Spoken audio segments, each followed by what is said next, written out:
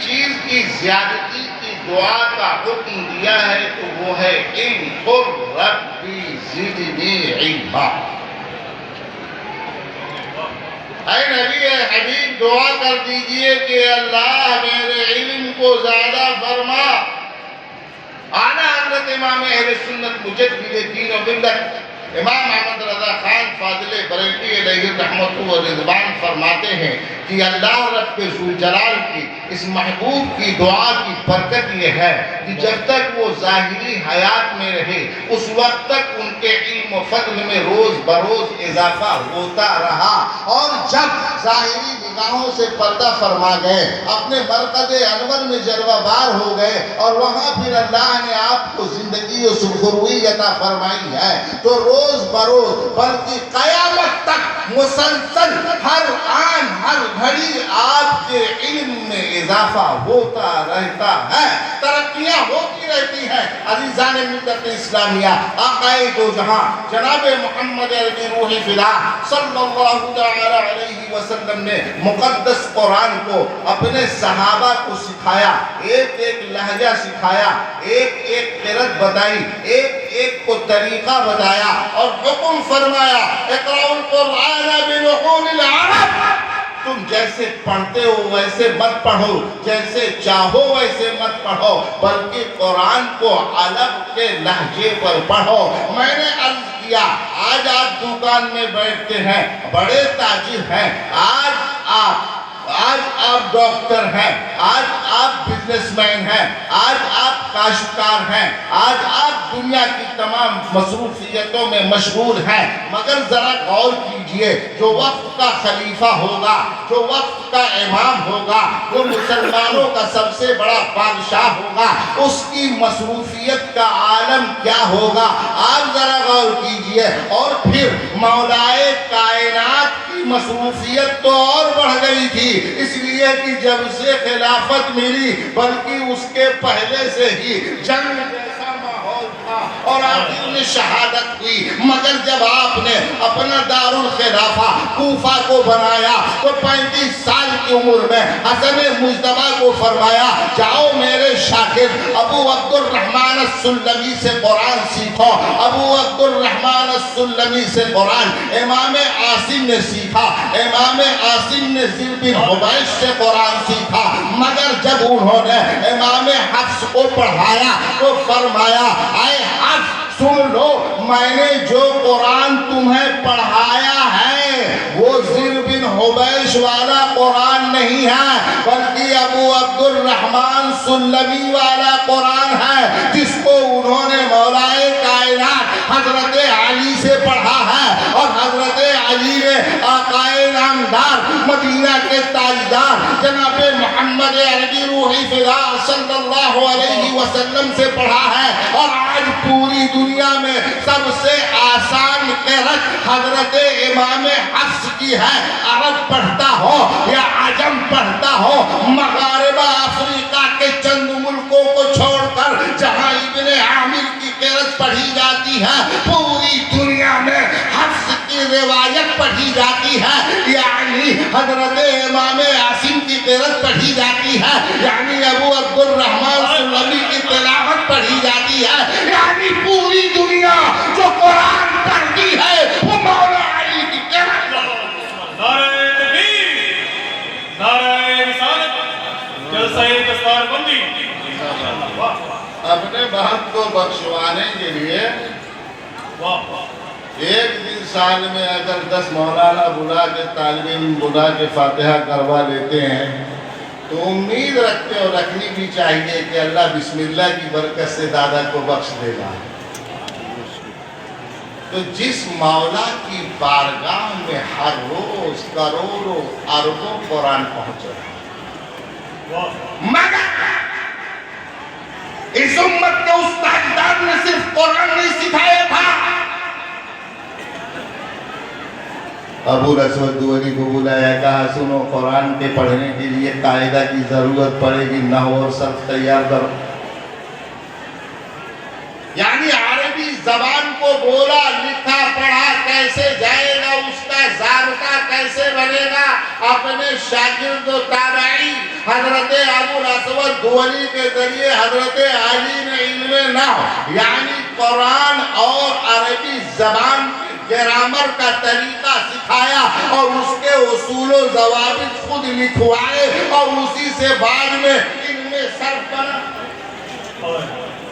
پہلے تو علوم شرعیہ ہے، لیکن آپ نے کیا کبھی غور کیا جس بیت الحکمت نے قرآن کی تعلیم کے تمام اسباب مہیا کیے، بغداد کی سرزمین پر، بصرہ اور کوفہ کی سرزمین پر، حجاز اور مکہ مکرمہ کی سرزمین پر، مدینہ منورہ کی سرزمین پر، اس وقت ان کے علوم و فنون کا عالم کیا تھا؟ خلیفہ عباسی نے یورپ کے بادشاہ کو گھڑی بنا کر بھیجا، جب وہ گھڑی میں 1 بجتا تو 1 شیر نکلتا، 2 بجتا دوسرا شیر نکلتا، 3 بجتا تیسرا نکلتا، 12 بجتے بجتے 12 شیر نکلتے، 24 گھنٹے کے اندر بادشاہ پاگل ہو گیا، کہا یہ تحفہ نہیں بھوت ہے، ہمیں برباد کر دے گا، اٹھا کر پٹک دیا اور ختم کر دیا۔ جب ہمارا علم اتنا بلند تھا کہ ہم گھڑی ایجاد کرتے تھے، جب ہمارا علم اتنا بلند تھا کہ قاہرہ کی جامع مسجد کا امام مولانا علامہ ابن الہیثم مفسر قرآن، قاری قرآن، مفسر بھی ہے، قاری بھی ہے، محدث بھی ہے، معلم بھی ہے، مدرس بھی ہے، اس نے سوچا کہ رسول اللہ صلی اللہ علیہ وسلم فرماتے ہیں فرشتہ جب دیکھتا ہے یہ مرغا تو بانگ لگاتا ہے، اور جب شیطان دیکھتا ہے یہ گدھا تو رینگنے لگتا ہے۔ اس نے غور کرنا شروع کیا اور پھر دماغ لگایا، حدیثوں کو پڑھا تو دیکھا انسانوں کی آنکھ کی خصوصیت الگ ہے، جانوروں کی آنکھ کی خصوصیت الگ ہے۔ پھر اس نے آنکھ پر ریسرچ کرنا شروع کیا، اسی نے چشمہ بنایا، اسی نے آنکھوں کا پردہ بتایا، اسی نے لیزر سسٹم بتایا۔ آج پوری دنیا میں سرجری کے انسٹرومنٹ کے علاوہ کوئی تھیوری ایسی نہیں ہے جو ابن الہیثم کے علاوہ کسی تھیوری پر آپریشن کیا جاتا ہو یا آنکھ کے پردے کا علاج کیا جاتا ہے۔ حد تو یہ ہے کہ موبائل کے اسکرین سے لے کر کمپیوٹر تک بلکہ سیٹلائٹ تک جتنی دیکھنے کی آنکھیں ہیں ان کی بنیادی معلومات کا فراہم کرنے والا قاہرہ کی جامع مسجد کا امام ابن الہیثم۔ آج ہمارے مدرسوں کو کیا ہو گیا ہے؟ ہم بقرات کو پڑھتے ہیں، ہم سقراط کو پڑھتے ہیں، ہم فائثاغورس کا نظریہ پڑھتے ہیں۔ تو اگر ہم یونان کے ان دہریہ قسم کے گمراہ لوگوں کے فلسفے اور تھیوری کو اپنے یہاں رابعہ خامسہ سے لے کر تحقیق تک پڑھا سکتے ہیں، توجہ چاہیں گے حضرت، تو آئنسٹائن کو پڑھنے میں کیا برائی ہے؟ نیوٹن کو پڑھنے میں کیا برائی ہے؟ آج ہمارا منشی مولوی عالم انٹر اور ہائی اسکول ہے، 6.5 گھنٹہ تعلیم کا ہے، کیوں نہ ہم ایسا عالم بنائیں کہ جب ہم اسے عالمیت کی دستار دیں اور وہ عالم فارغ ہو رہا ہو تو اس وقت اسے میتھمیٹکس میں ٹاپ کا انٹرمیڈیٹ میں رزلٹ لانے والا عالم گردانا جائے۔ داڑھی ہے، ٹوپی ہے، سر پر عمامہ ہے، فراغت ہو رہی ہے اور اس نے اسی سال انٹر ٹاپ کیا۔ ہمیں اوکلیڈس کیوں نہیں پڑھتے؟ سائچا کیوں نہیں پڑھتے؟ کہتے ہیں کرسٹوفر کولمبس نے اس امریکہ کی کھوج لگایا تھا، مگر تحقیق بتاتی ہے نہیں سلطنت عثمانیہ کے عظیم بحار نے اس زمین کا پتہ کیا تھا اور اس کا بھی بنایا ہوا سائچا آج بھی پوری دنیا میں جہاز رانی کے لیے کام آتا ہے۔ حاضرانی کے لیے کام آتا ہے. ہمارے والد گرامی حضور مفکر ملت حضرت علامہ محمد حنیف قادری رحمۃ اللہ تعالی علیہ نے جب پورے پردیش کی ایسوسی ایشن کی کانفرنس کیا لکھنؤ رویندرانیہ ہال میں، تو آپ نے خطبہ صدارت پڑھا اور اعلان فرمایا پیٹ رکھ کے کوئی پڑھتا نہیں ہے.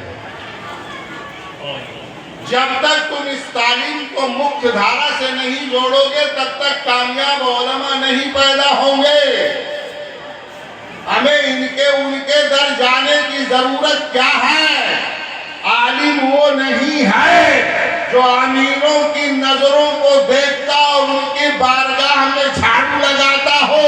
عالم وہ ہے جو عمرہ کو اپنے قدموں پر جھکاتا ہو، جو علماء کو عمرہ کو درس دیتا ہو اور جو بے راہروں کو کھینچ کر راہ راست پر لاتا ہو. لیکن یہ طاقت اس وقت پیدا ہوگی جب اس کے اندر ہنر ہوگا، جب اس کے اندر علم ہوگا. وہ امامت تو کرے گا مگر امامت کی خدمت کے بدلے پیسہ نہیں لے گا، بلکہ وہ کمپیوٹر چلا کر کے ایک بڑے سینٹر میں بیٹھ کر کے صبح 6 سے لے کر کے 2 بجے تک محنت کر کے اپنی سیلری حاصل کر سکے گا. ہم آخر اندھے کیوں پیدا کر رہے ہیں؟ اور آج کل تو بیماری چل پڑی ہے. برا لگے تو معاف کیجئے گا، جن کے پاس علم نہیں ہے وہ سب مدرسہ قائم کر رہے ہیں. زیادہ تر بے علم جن کو کوئی مدرس رکھتا نہیں ہے تو سوچتے ہیں کہیں مدرسی کریں گے تو چندہ کرنا پڑے گا. اکیلے گوئنڈی میں ہمارے خیال سے 72 درجن مدرسے بن گئے. تو اگر گورنمنٹ فندہ ڈال رہی ہے تو اپنی چوری کی طرف ہماری نگاہ کیوں نہیں جاتی؟ اے مسلمانوں، ہم مسجد بچائیں گے، ہم جان لٹائیں گے. جھوٹا ہے جھوٹا. تو اپنی نیند نہیں قربان کر سکتا، تو اپنا کاؤنٹر نہیں بند کر سکتا، تو اپنے حل بیل نہیں روک سکتا، تو اپنی کھیتی نماز پڑھنے کے لیے نہیں چھوڑ سکتا ہے. تو مسجد کیا بچائے گا؟ مسجد بچانے کے لیے نعرہ لگانے کی ضرورت نہیں ہے، ایجوکیشن کرنے کی ضرورت نہیں ہے. مسجد بچانے کے لیے ضرورت صرف یہ ہے کہ ہر فجر کو جمعہ بنا دو، ہر ظہر کو جمعہ بنا دو. اتنی بھیڑ مسجدوں میں کر دو کہ پتہ چلے کہ اس محلے میں مسلمان رہتے ہیں. مگر نہیں، اب تو نام ہے عبداللہ. پوچھو کیا نام ہے، کہیں گے مونو. کیا نام ہے؟ سونو. کیا نام ہے؟ گھوچو. کیا نام ہے؟ سیپو. کیا نام ہے؟ ہیپو. لا حول ولا قوت الا باللہ. مسلمان تو وہ ہے جو شہنشاہ کسریٰ کے دربار میں اکیلے سینہ تان پر گھوڑے پر سوار ہو کر جاتا ہے، اس لیے کہ وہ قرآن پڑھتا تھا. قرآن کہتا ہے اذا جاء اجلها لا يستقدمون ساعة ولا يستأخرون. جب موت آئے گی تو نہ ایک پل آگے ہوگی نہ ایک پل پیچھے ہوگی. ہمیں ان مردوں سے کیا ڈرتے ہو؟ تمہارے سامنے اگر زندہ قومیں بھی آئے تو تم سینہ تان کر کھڑے ہو سکتے ہو. اگر میری موت نہیں تو تم مجھے مار نہیں سکتا، اور اگر رب نے لکھ دیا تو مجھے جینا.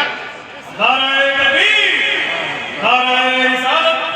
مار دیا جائے گا، چھین لیا جائے گا، ڈھکیل لیا جائے گا. آگے جس جگہ اسلام گھر کر گیا مر جائے لوگ، اسلام وہاں سے کبھی جاتا نہیں، مسلمان کبھی ملتا نہیں.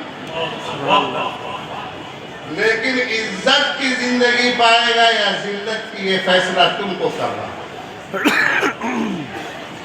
میرے والد گرامی علیہ الرحمہ نے فرمایا، پورا خطبہ آج بھی موجود ہے. میری کتاب آ گئی ہے، میں یہاں لانے والا تھا، اتفاق سے دلی سے نہیں آئی، کل صبح پہنچے گی.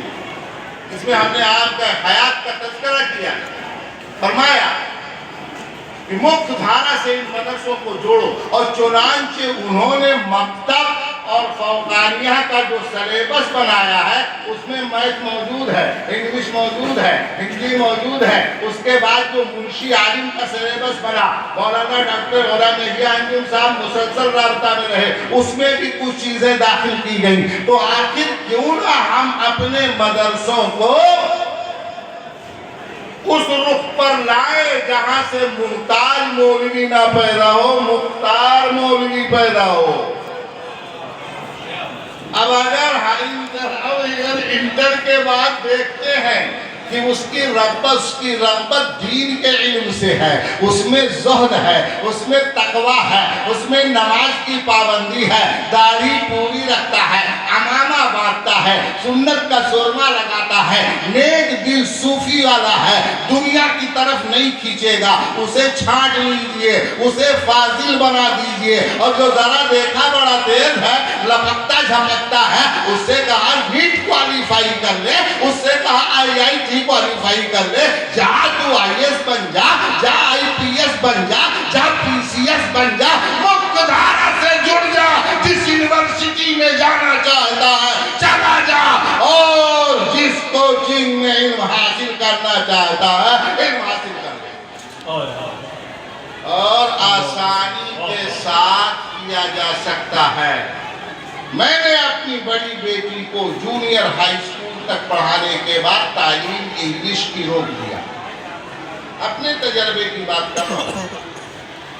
اور ہائی اسکول انٹر کا جو ایگزام دلایا وہ کوچنگ کے ذریعے نہیں، ٹیوشن اور ٹیوٹر کے ذریعے۔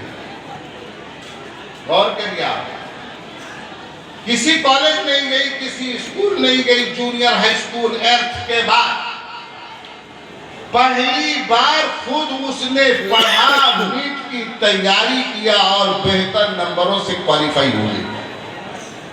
میں نے پوچھا بیٹا یہ کیا ہے؟ فرمایا اگر علم دین آ جائے، منطق، فلسفہ، اصول، فقہ بچہ سمجھ جائے تو ابو یہ فزکس، کیمسٹری اور میتھمیٹکس ہماری نگاہوں کے سامنے حلوہ ہے، ہم اسے آسانی سے بھائیوں کو سمجھ سکتے ہیں، کچھ غور کرنے کی بہت ضرورت نہیں، ذرا سی محنت کرنے کی ضرورت۔ یہی وجہ ہے کہ بڑے بڑے میتھمیٹیشین علماء پیدا ہوئے۔ میں یہاں کی مثال دوں گا تو لوگ کہیں گے کہ یہ بابر کی سنتان ہے، کیا کہیں گے؟ لا حول ولا قوت الا باللہ۔ بابر نے کسی ہندو راجہ سے پہلے نہیں چھینا تھا، مسلمان سے لڑنے آیا تھا، تم بلا وجہ شکوا کرتے ہو۔ ہمیں عار و شرم کی بات نہیں، میں محمد اول کی بات کرتا ہوں جس نے قسطنطنیہ فتح کیا تھا۔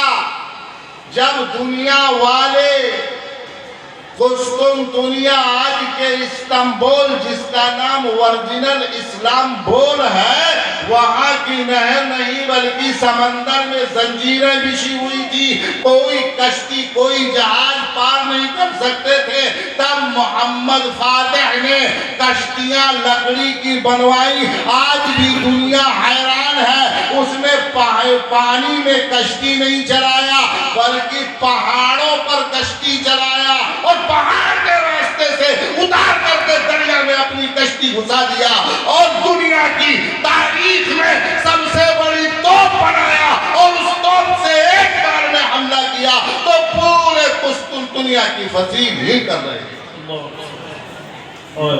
ہمیں بھاگنے کی ضرورت نہیں ہے۔ بھارت کے ڈیفنس میں کل بھی عبدالحمید جیسا کردار ہمارا تھا، اور آج بھی APJ عبدالکلام جیسا کردار ہمارا ہی ہے۔ تو ہم کسی عالم کو اس شکل میں کیوں نہ دیکھیں؟ اس لیے مسلمانوں ضرورت ہے کہ ہم اپنے مدرسے کو ماڈرن نہ کریں بلکہ اس میں ماڈرن ایجوکیشن لا کر علماء پیدا کریں۔ اور ساتھ ہی ساتھ ہمیں شکوہ ہے کہ ہماری بیٹی کے چہرے سے نقاب اتار لیا۔ کہاں؟ مشن کالج میں۔ کہاں اتار لیا؟ سرسوتی مندر میں۔ ابے بے وقوف دوسرے گھر میں اپنی حکومت چاہتا ہے۔ کروڑوں کی مسجدیں